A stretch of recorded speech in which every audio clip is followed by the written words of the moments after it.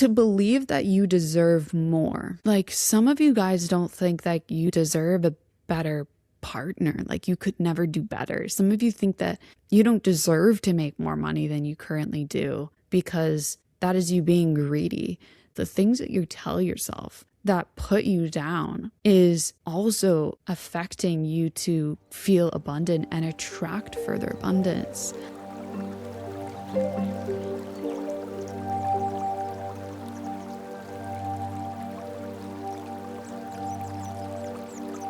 Hello, and welcome back to another episode of the Twenties Detox. I'm Bianca, your host, where we dive into all the things that I'm learning and unlearning in my 20s to elevate this decade. If you're watching on Spotify, listening on other streaming platforms, make sure to follow along. And if you're watching on YouTube, subscribe. I post an episode every single Tuesday relating to seasonal guidance or advice for living in your 20s. This is not the first time that I've talked about the idea of abundance and just feeling more abundant in general in your life.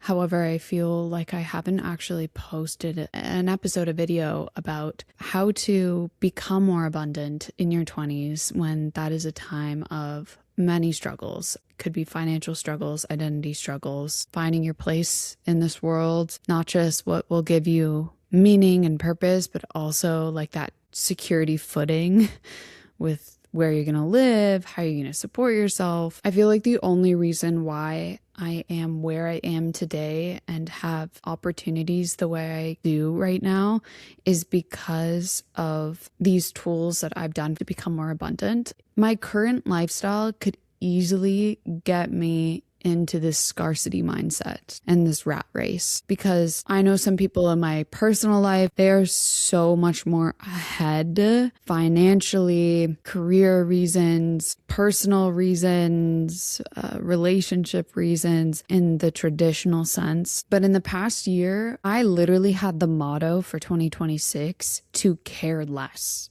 It's why the episode just a couple weeks ago was about like how to stop caring. It's because having so much weight behind things and caring so much is really holding us back. And it's putting these stories on things that is just not the whole story. Your story is still being built. Your story is still being created. So hopefully after the tips I share today, it makes you feel more abundant where you are and just excited about what you can create and what you can do for yourself in your life. The first thing I think I need to mention is becoming abundant and to manifest things really involves your sense of identity and what you believe in more than the words that are being used. And so it can very easily not work at all or take you down paths that you shouldn't have gone down.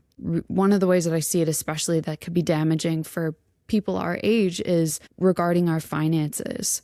To take risks financially, where I see a lot of the time people saying, I was already in debt, but then I took the risk and I got this apartment and, then it opened the doors to so much more financial abundance. I just wonder how many people didn't have that story. There's people that have businesses that they went bankrupt a few times before they had that first year where they hit $1 million. There's a lot of people that were in debt, got the apartment regardless, and didn't find financial abundance. When we want to make decisions and have new lifestyles and have new habits, if you are wanting to take a risk in the meaning of abundance and attracting abundance, it can work and also it cannot. Because the way that we are personally wired in some ways could instill more fear and more scarcity. Risks are great. There's that balance that we need to maintain of not staying in the circle of making really safe choices all the time. But then there's this line that we might cross where it's too great of a risk that might not support a long-term vision. And that in itself can be very hard to know when you don't know yourself and you don't know your limits, your intuition. I think that there's just a lot of gray area in general with this. You can most definitely take these risks and see so much abundance. And also at the same time, you could also not achieve that abundance. And those are lessons as well. One of the most important things to attract more abundance is to currently feel abundant where you are now. And the meaning of this is because all essence lies in the present moment. So if you are putting all of this good feeling, goodness, abundance into a future version of yourself, that is a timeline you'll never catch up to. Currently, I live in a very small 15 square foot apartment. It's a lot smaller than what other people live in right now. It's like a tiny little condo. I remember when I first moved in here, I was having a hard time dealing with the size because I used to live in my parents' home where it was much more spacious and we could have more times to ourselves and things wouldn't get as dirty because you were able to not track mud through your whole home in like a few seconds, like in here, my front hallway is the same as my kitchen and just around the corner from my bathroom. My decisions for moving out was because I knew I needed this independence for myself to be able to create more authentically in alignment with myself in a more effortless way. I needed that little nudge of independence, and I was feeling this for a long time for various different reasons. However, I wasn't in a spot financially where I could live alone, I could live somewhere bigger, but I made the decision that was in this balance where it's still pricey for my monthly income, but it is safe enough that I don't need to worry about always having my cash flow at a negative on a monthly basis, meaning more money is leaving my bank account than coming in on a monthly basis, because that means I would always consistently tap into my savings in order to make this work. And that was something I decided I didn't want to do for myself. I didn't feel it was right for me and my personality to do what other people have done, where they have gone and started to rent an apartment while already in debt, knowing that they would need to dip into their savings. Are those opportunities for me to dive a little bit deeper into my relationship with money? Absolutely. However, I don't think I would make any decision in life if I felt like I needed to heal every single aspect of myself that didn't feel 100% abundant. This is a spiral of life that will constantly happen, and you are able to take larger steps towards a more abundant choice as you chip away those belief systems. So going back to what I was talking about, feeling abundant in the present, a lot of us might look at our lives right now, and the first thing you're going to see is everything that's wrong with it, everything that you don't enjoy about it, and things that need to change. And I understand that, and that is an important thing to know, and also at the same time realize we can't change everything at the same time and have everything we want. Sometimes that takes patience and exploration to find it. And also sometimes it isn't even in our full control. However, there is a lot of goodness in your life right now, and there's also pockets of your life that are being unused that could fuel your abundance. So to reword that, maybe I'll give an example with where I'm living. Where I'm living in my apartment, I have pockets of goodness that goes beyond just the first glance of it's small in the negative way. I have my own gym here. I have a pool. There's a sauna in the change room. I can walk 10 minutes to a coffee shop. I can drive 10 minutes to a grocery store, which, side note, where I lived before was like 20 minutes to go grocery shopping. There's also a 10-minute drive to go to a nature walk, a trail. And I was starting to realize that after a few months of this resistance with, oh, this is very different experience. This is a small place. We're paying a lot of money for a small place. I had to sit with myself and start to journal and think about the good parts of my life right now, in my life currently, because of where I live. And as I noticed that, I started to take advantage of those experiences. My boyfriend and I try and work out a lot and take advantage of the gym here and freeze our current gym memberships.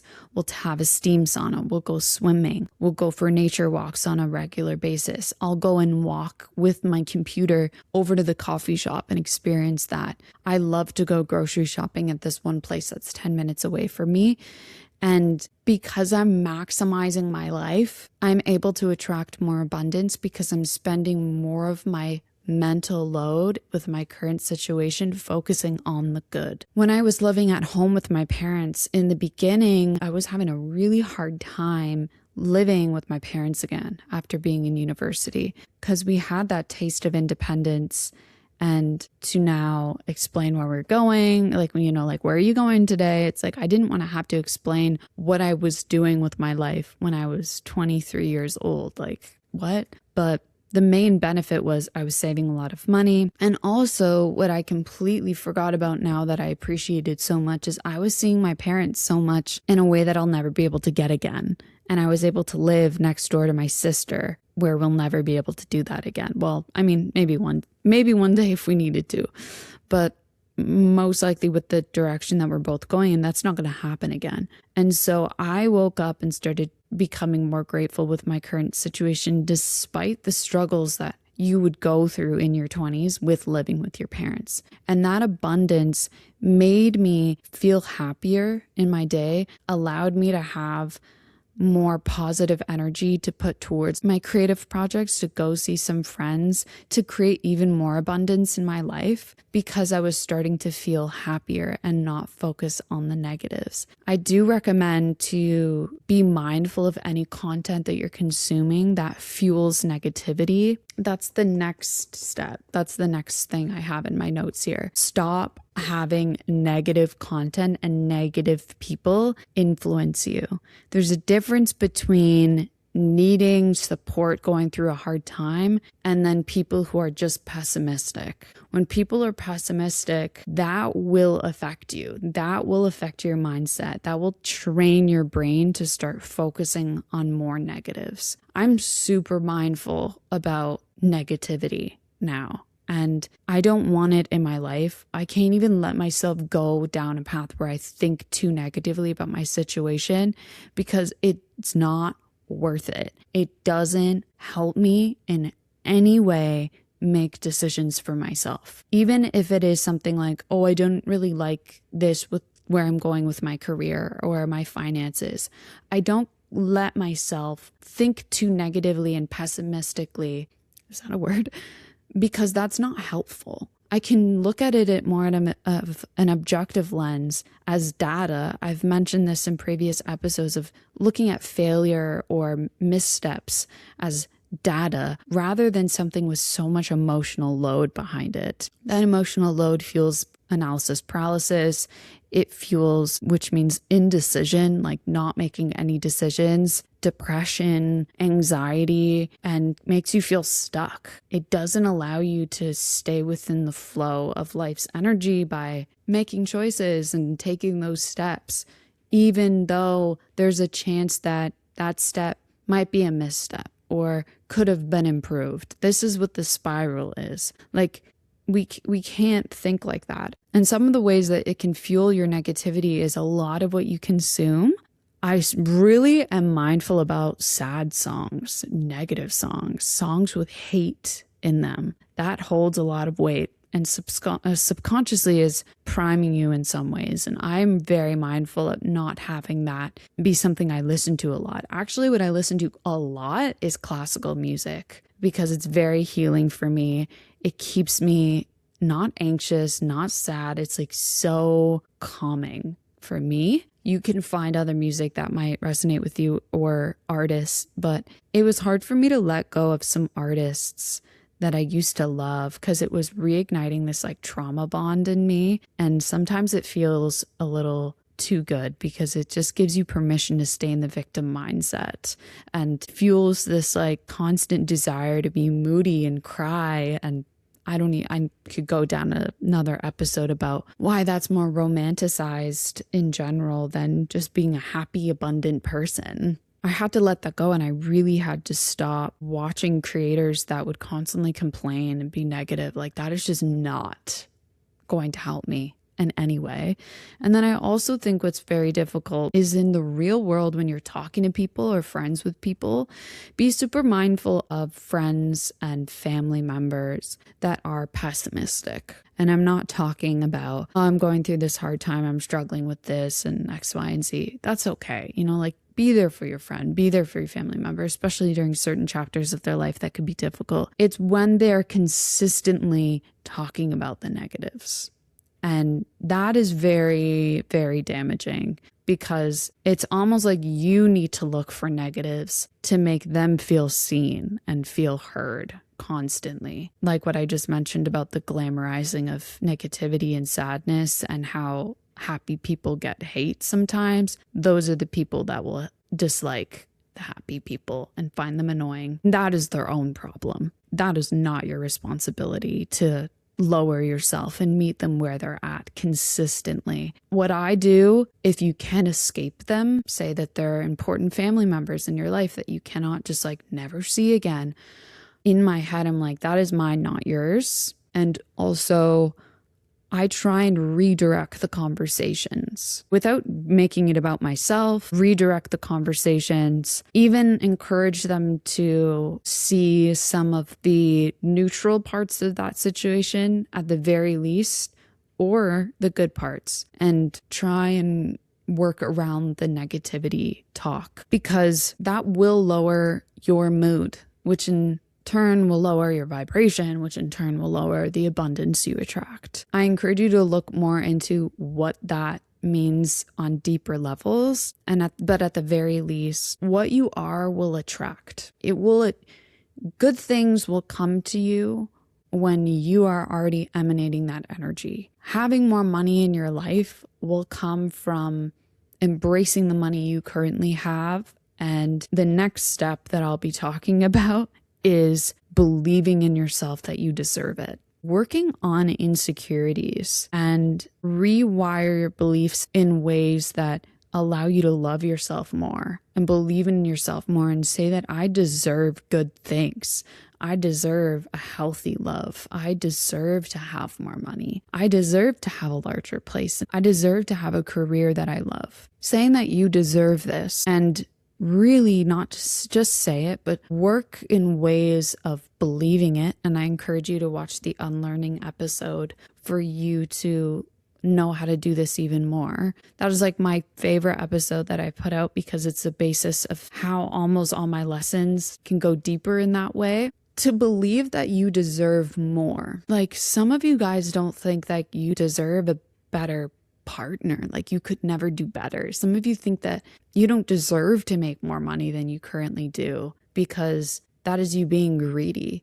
The things that you tell yourself that put you down is also affecting you to feel abundant and attract further abundance. Something that gets really tricky is we might do all these things, right? We might try and appreciate what we have right now. Do all these manifestation tools of writing down what we want and in the present way to attract it in our present timeline and do all this stuff. And when opportunities present itself to you, you say no because you don't think you deserve it. When you are given the opportunity to charge more money or getting nudged to go for that promotion at work, you say, oh, no, that's too scary. I don't deserve that. You're blocking it. You're shutting it off. And something that's been really helping me overcome that, aside from the unlearning beliefs, which I very recommend on a general basis, what I talk about in that episode is the basis of unlearning belief systems, what it actually means to rewire your belief systems and tools that you can do to do that. Also what I believe in, and this comes from the book, The Artist's Way, the idea of co-creation with God and the universe, that all of us, what we're doing is a co-creation of them. It's not just you. All of our decisions, who we choose to have as our partner, what we choose to do with our career, how we choose to support a community, where we choose to live. To say no to opportunities is almost doing a disservice to what you believe in, because it's working with you. It's inside of you, working with you to make these decisions.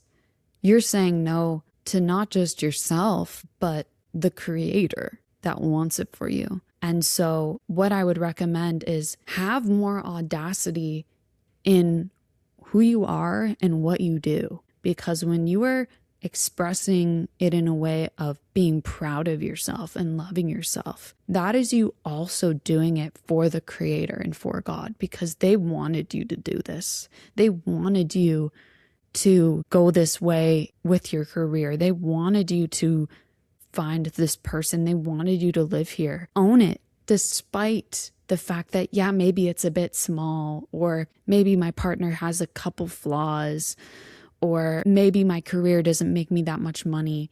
There are reasons why you're in this current situation, and have the audacity to be proud of yourself, and at the same time know that you could be open for more and accept that as more, because that's also what the creator wants for you. Do you see what I mean? Like, to be abundant is just to recognize that we're not alone ever with our choices and in life. And never, ever, ever does the universe or God or the creator, source, want you to be in a less than situation. And every time that you make a choice, they care about you so much. They want you to be supported so deeply that they're going to switch all these cards around in your life anyway to try and make it work. So there's no bad decision. I think I'm just going to summarize a few things that I've said here.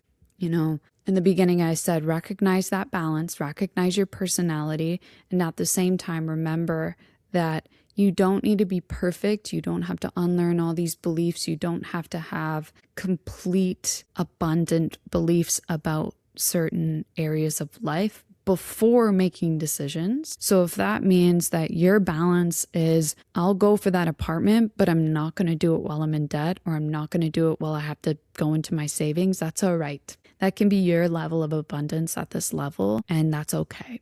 That's the gray area. Also, to remember to feel abundant where you currently are and embrace what you currently have, because that will allow you to stay positive, attract more, because you're resonating at that frequency. To be mindful of negativity, whether it's people around you or the content you consume that bumps you out of that good vibration, because that is in your current lifestyle. You want to build your lifestyle around abundance.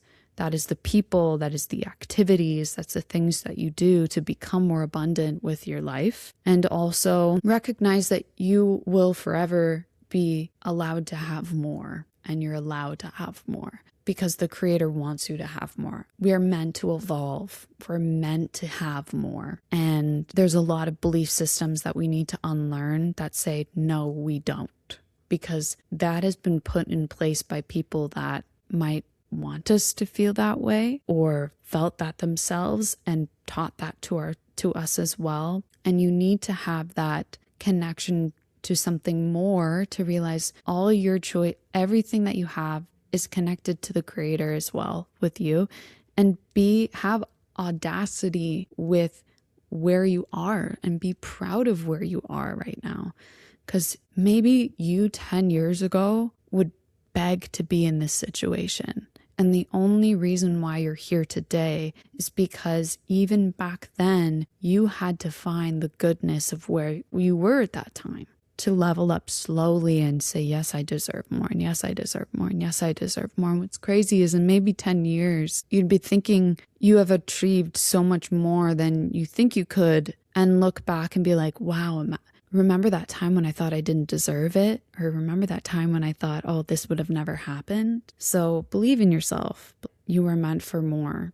I hope that this episode helped you just feel a bit more alive and happy and light, because that is the goal. I want this world to be better.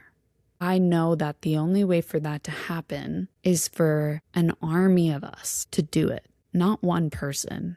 I am not going to single-handedly make the world a better place. It is us as a collective that will do that. And the only way to do that to make the world a better place is for us to feel better and to make those choices for ourselves that bring in that abundance. If you guys liked this episode, make sure to download it if it's on Spotify, because that really helps me on a business standpoint. Rate it if you've been watching a few episodes and you have been enjoying it for some time. And lastly, there are a couple ways that you could support me and support this channel. The first way is buy my guide, Align Your Life with the Seasons. It's a 4-part seasonal workbook that works through the seasons for you to achieve goals in life. And it's to use the energy of nature that's outside to help you feel more aligned with that pace in the real world. What is more abundant than nature? Seasonal living allows you to stay within the flow of life and nature outside. My workbook just allows you to be nudged into that direction because I know how difficult it can be. There's emails that I put out monthly that will help you stay on track with it. You can also always email me if you've purchased my guide and you need more assistance, especially since it is the summer right now. And some of you are like, how do I go into this in a way that works? Just email me. I'm here to help you. I also have a free newsletter, so that doesn't cost any money. It's just a more intentional way for me to talk with you guys, communicate with you guys, because I don't really go on social media and Instagram very much. Okay, I think I yapped enough. Thank you so much for listening. Have an amazing week, and I'll see you next time. Bye.